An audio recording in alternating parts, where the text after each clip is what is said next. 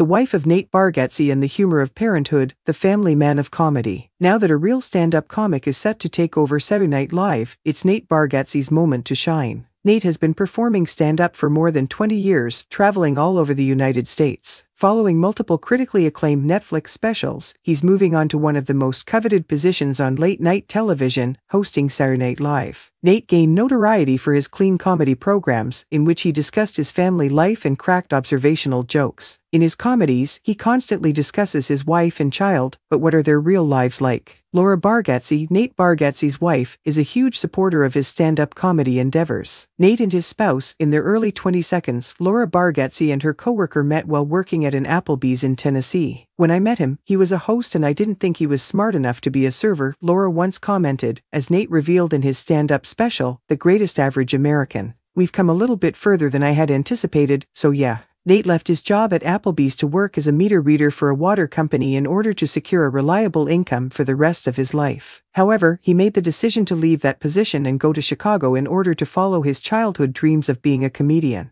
Fortunately, Laura was on board with his decision. If your significant other or boyfriend is going to get in the way, Nate stated on the Nateland podcast, then you have to make a decision. Although a lot of people wouldn't have agreed with that decision, it makes them a fantastic couple. Nate and Laura were actually separated by a great distance as he pursued his comedic career. While Nate was barking in New York City, she continued to live and work in Tennessee. Nate asked her to a carriage ride in Central Park during their 2005 visitation. On October 13, 2006, or more precisely on Friday the 13th, as Nate makes fun of in The Tennessee Kid, they tied the knot. Laura never wavered even as Nate's career took off. Laura graduated from Middle Tennessee State University with a bachelor's degree in marketing while they were dating.